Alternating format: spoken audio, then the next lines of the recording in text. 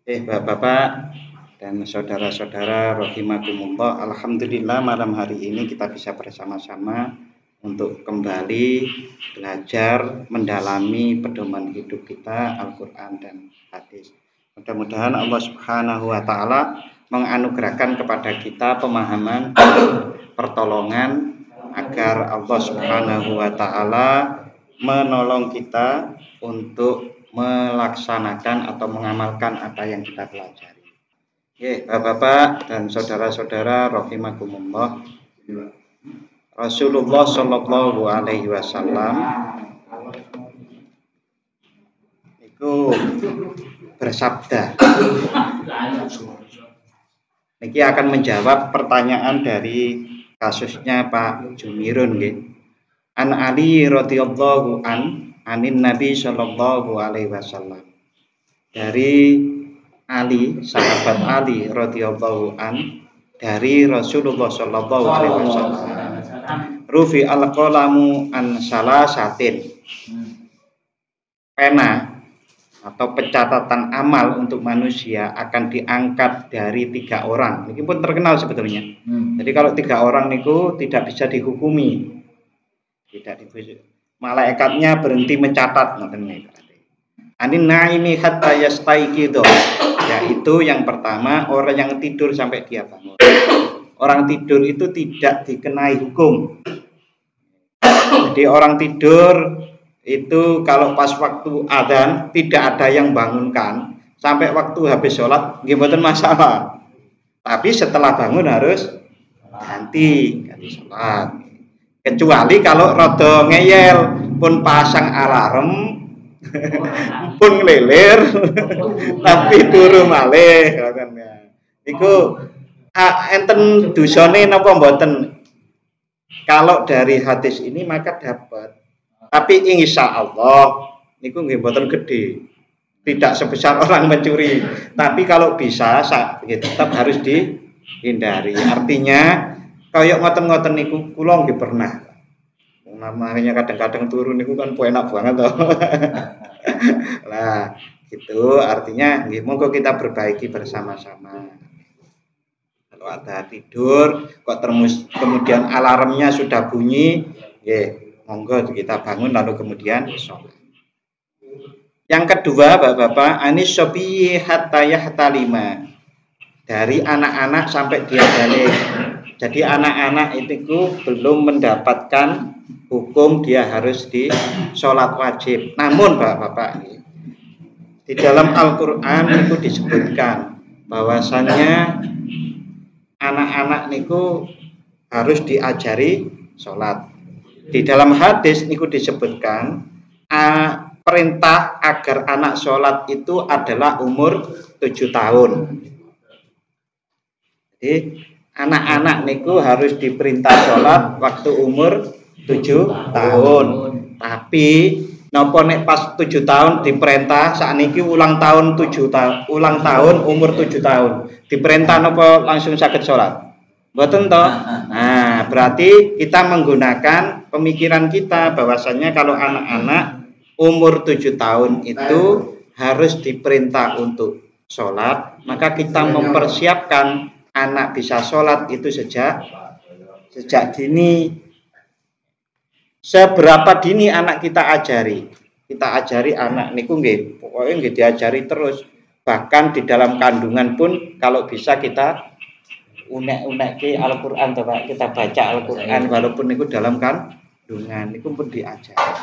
Jadi terus diajari nanti sehingga umur 7 tahun itu betul-betul sudah bisa sholat. Nah, kalau masih belum balik sholatnya niku pahalanya untuk sinten? Untuk bapak kan ngoten.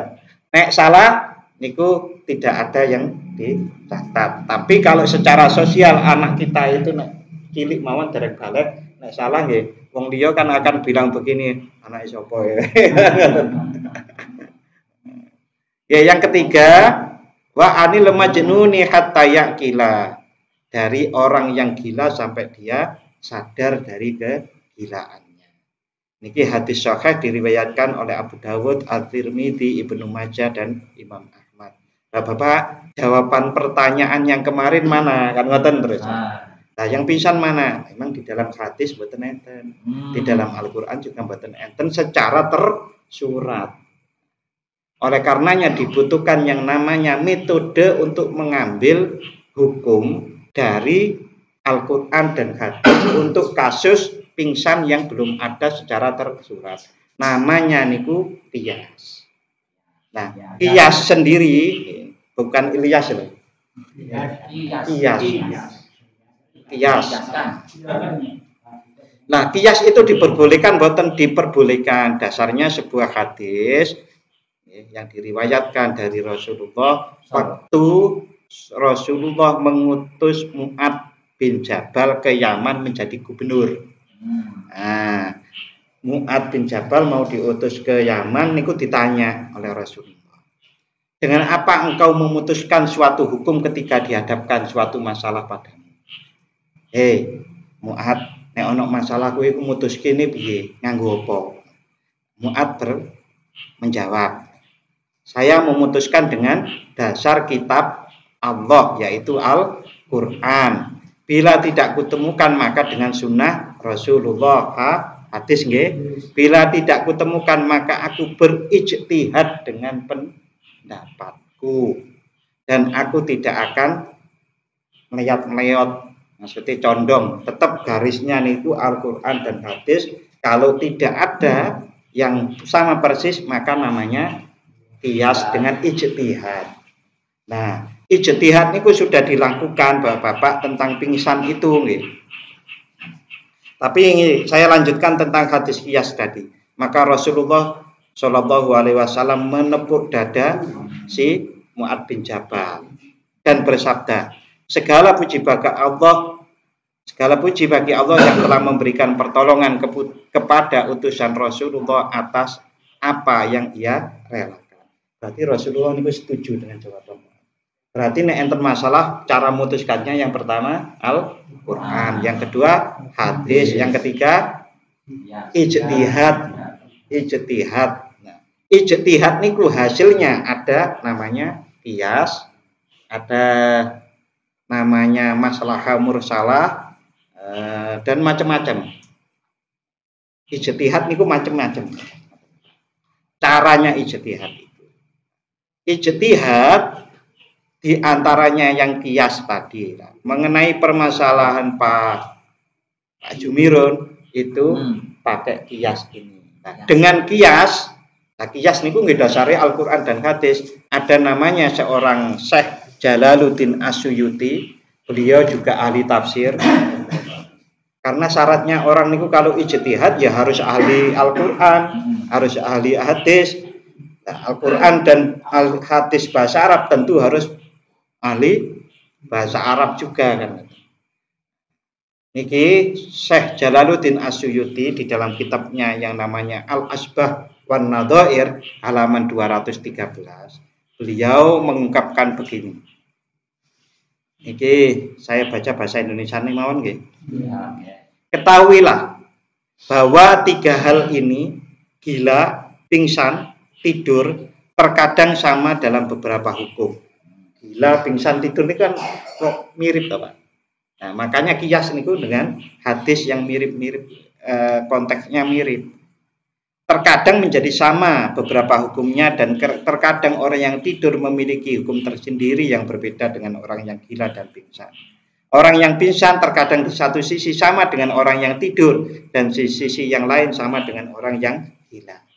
Orang yang tidur dengan orang yang gila niku enten padane, dengan orang yang tidur itu ada persamaannya, tetapi juga ada perbedaannya. Pertama, hilangnya hadas kecil berlaku bagi tiga orang tersebut. Maksudnya, orang tidur, orang pingsan, orang gila, walaupun punya wudu, nek empun tidur, empun gila, empun pingsan, maka wudune batal. Nek bar tidur harus wudu lagi. Kalau pertanyaannya, Pak, tidurnya kalau pas Jumatan pripun? Ya saya kata toh Pak. kata apa kata sangat.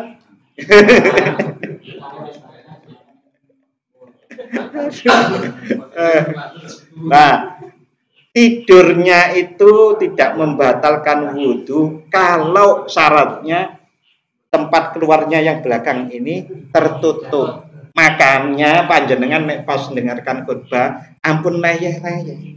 Karena kalau leyeh-leyeh berpeluang itu bisa keluar. Kan? Ya, jadi kalau saya saya tekankan gini terus gini, saya silakan.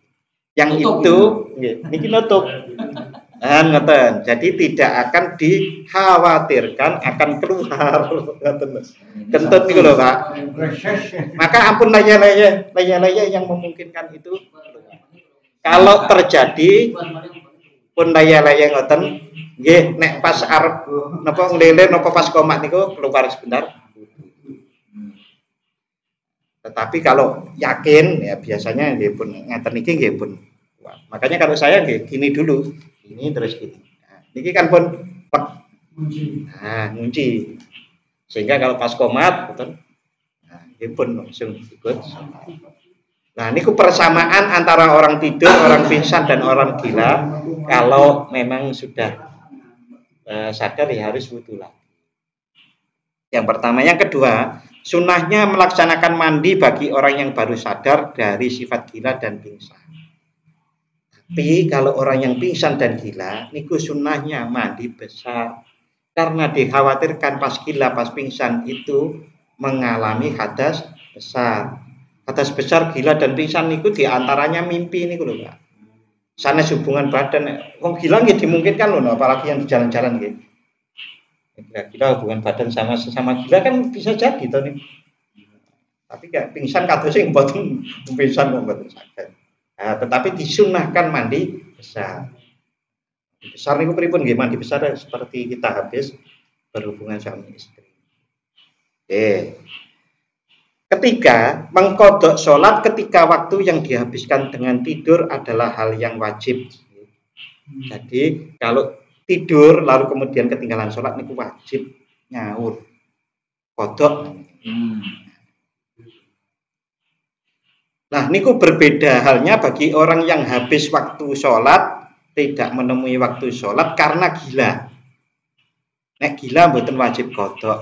Sedangkan orang yang pingsan dalam permasalahan ini sama dengan orang yang gila, tidak wajib. Perinciannya ya, kecuali pas pingsannya niku pun jam 1:00. Waktu duhur kan sekitar jam 12. Jam 12 sampai jam 1 belum sholat. Nah, maka pingsannya jam 1, maka duhurnya harus dikodok. Nah, kira-kira Pak Jumirun ingat saya niku pagi. Pagi kan jelas sempat sholat dulu. Pagi nggih Pak Jumirun. Pas jaringan tiang san kan. Oh sore. Oh. Tapi nek setahu saya Pak Jumirun nggih salate sregep kok. Artinya awal waktu pun salat kok. Ngasih 40 hari. 40 hari mau ora perlu di ganti. Nggih, betul perlu di ganti. Aman. Kias Pak, kias. Oke, pakai kias dan ini sudah sanes pendapat saya. Karena saya tidak hafal Al-Qur'an. Orang yang boleh berijtihad itu satu hafal Al-Qur'an dengan maknanya, paham tafsirnya, paham bahasa Arabnya. Maka se-Indonesia niki Bapak, niku pun diwakili sing boleh ijtihad niku. Nek Muhammadiyah namanya Majelis Tarjih, kok mboten apal doang. Majelis Tarjih niku mboten orang-orang, Pak. Jadi banyak orang niku rapat mengeluarkan hukum ijtihad. Nek NU niku namine Majelis Bahsul Masail. Mboten sendiri-sendiri. Sekarang niku mboten enten wong wani berpendapat sendiri dari Al-Qur'an dan hadis sendiri dijadikan hukum. Nah, terus di Indonesia niku ada namanya juga MUI, Majelis Ulama Indonesia. Maka sama Pak, waktu kita mau Ramadan kapan mulainya, waktu kapan kita hari raya, ini kan ngikuti niku. Nek mboten ngikuti Muhammadiyah, ngikuti NU atau ngikuti Majelis Ulama. Nah, niki nek waktu mau Ramadan kan kumpul sedaya, Pak. Di Kemenak namanya sidang isbat. Kita boleh mengikuti itu. Wah, saya tidak mengikuti pemerintah nggak apa-apa, tapi harus mengikuti salah satu tadi. Dengan mengikuti Muhammadiyah atau MUI atau NU. Mboten gawe dhewe wis Rebo, NU Rebo mungkin Muhammadiyah Selasa jenengan gawe Minggu lah. Mboten kantuk. Oke, pertanyaannya kembali tadi karena kita semuanya termasuk saya bukan ahli Al-Qur'an, bukan ahli hadis, bukan juga ahli bahasa Arab, bahkan ada namanya ilmu-ilmu yang lain namanya ilmu tafsir. Ilmu tafsir niku sanes paham Al-Qur'an saja, tapi bagaimana cara menafsirkan niku enten ilmu. Oke, itu yang sudah dilakukan ulama-ulama kita niku luar biasa. Luar biasa artinya untuk membuat hukum ngoten niku kalau baca di seperempat jam rampung. Tapi yang ngelakoni niku bisa bisa jadi istikharah dulu, bisa jadi puasa dulu agar tidak salah. Dan niku dilaksanakan Pak oleh alim ulama zaman dulu yang kitabnya kita baca.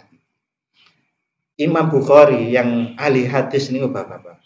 Niku kalau mau menulis hadis, mau memutuskan hadis ini sahih atau tidak, niku sholat riyen. Niku mau menetapkan niku ini sudah dipelajari dulu gitu. Mau menetapkan terakhir ini sahih atau tidak berdasarkan pembelajarannya dulu. Doa kepada Allah dan sebelum itu sholat 2 rakaat. Niku nek wong Jawa biasanya digunakan untuk hal-hal yang penting. Contoh niki jodoh anakku napa dudu. Nah niku dipun istikharoi. Tidak mung wah kae cocok kata mboten. Nah Rasulullah kan pun enten to nek menentukan jodoh niku. Kan ada 4 penetapannya. Tapi yang paling penting adalah berdasarkan niku agamanya bagus atau wah kok padha agamane padha apike istikharah kan ngoten. Oke, niku mawon yang bisa saya sampaikan. Nanti kita diskusi kalau ada permasalahan yang lain. Niku kula seneng ngoten niku, Pak. Jadi permasalahannya sekarang jawabnya seminggu. Nek permasalahannya sekarang jawabnya langsung sekarang, mboten selengkap ini. Gitu. Karena saya harus cari kitabnya dan cari rujukan-rujukan. Saya akhiri. Assalamualaikum warahmatullahi wabarakatuh. Waalaikumsalam warahmatullahi wabarakatuh.